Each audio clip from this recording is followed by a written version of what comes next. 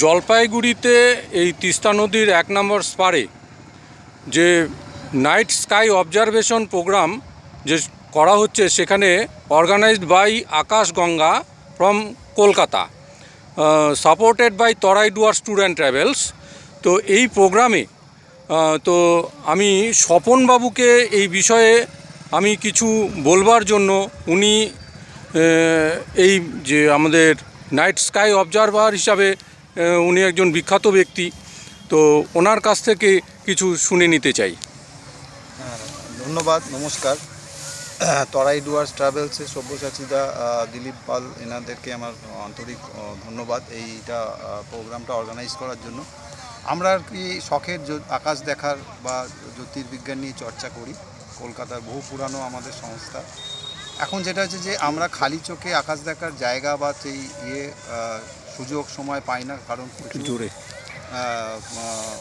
Light pollution, যে শহর অঞ্চলে একদম এটা অপ্রতুল, দেখা যায় না বলেই চলে। ওই জন্য এরকম ধরনের প্রোগ্রাম এখন গ্রাম অঞ্চলে বা একটু যেখানে অন্ধকারাচ্ছন্ন জায়গায় করা উদ্দেশ্য আমাদের। তো আমরা এই আগে একসময় প্রচুর করেছি স্কুল কলেজে, এখনও করে থাকি, কিন্তু এই জায়গাটা আমরা পছন্দ করি কারণ এইটা খুব অন্ধকারাচ্ছন্ন জায়গা আমরা পেয়েছি, এবং আমাদের এনাদের সহযোগিতায় এইটা যে করছি, এটার মূল উদ্দেশ্য হচ্ছে যে মানুষের স্কুলের ছেলে মেয়ে যারা পড়ুয়া, তাদের মধ্যে একটা সচেতনতা তৈরি, বা তারা এই আকাশ চর্চা বা অ্যাস্ট্রোনমি, খালি চোখে আকাশ দেখার যে মজা, সেইটা এখন মানুষ ভুলতে বসেছে, সেইটা মনে করিয়ে দেওয়া এবং সেটাকে ভিত্তি করে তারা ভবিষ্যতে অনেক কিছু জানা এবং অ্যাস্ট্রোনমি সম্পর্কে আগ্রহ করে তোলা, এটাই আমাদের মূল উদ্দেশ্য।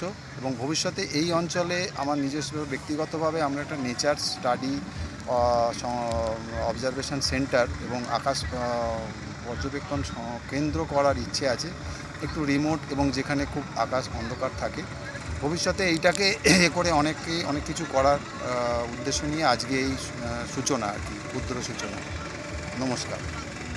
তো এই বিষয়ে ম্যাডাম, আপনি তো বহুদিন ধরে এই নাইট স্কাই অবজারভার হিসাবে কাজ করছেন, আপনার অভিজ্ঞতা অনেক। অনেক দিন ধরে কাজ করছি ঠিকই, কিন্তু আমি বিশেষজ্ঞ নই। আমি মানে আমার মনের আনন্দে আমি আকাশ দেখি, সোজা কথা।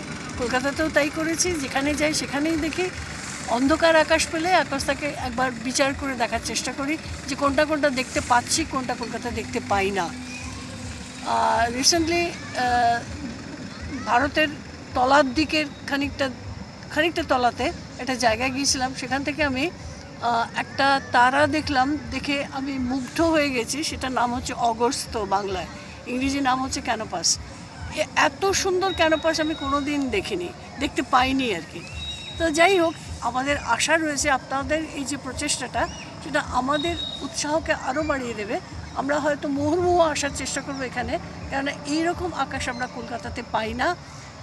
আকাশ দেখার জন্যে, খালি চোখে আকাশ দেখার জন্যে বা সাধারণ যন্ত্রপাতি দিয়ে আকাশ দেখার জন্য আমরা এখানে বারবার ফিরে আসতে চাই, এবং তার সঙ্গে পরবর্তী যে জেনারেশন, অর্থাৎ ছাত্রদের মধ্যে এই সচেতনতাটা ছড়িয়ে দেওয়ার ইচ্ছা আছে, যাতে তারাও একটা, জানেন তো, এই সমস্ত জিনিসের মধ্যে যদি আপনি ইনভলভ থাকেন, তাহলে আপনার কোনো দিনটা কিন্তু খারাপ যাবে না। প্রত্যেকটা দিন দেখবেন যে কিছু না কিছু আপনি পেয়েছেন এবং আনন্দে উদ্ভাসিত হবেন।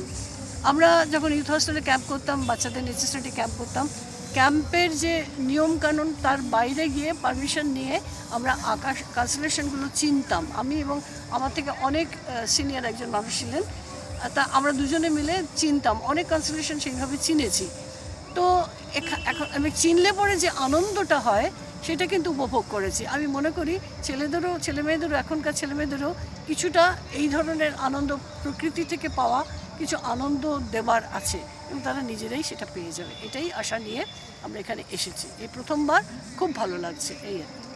আচ্ছা, এটা হচ্ছে জলপাইগুড়ি যে শহরের পাশেই যে তিস্তা নদী, যে উত্তরবঙ্গের সবচেয়ে বড় নদী, সেই নদীর যে পার চর, সেই চর যেটা জলপাইগুড়িবাসী এবং উত্তরবঙ্গবাসীর অত্যন্ত প্রিয় জায়গা একটা।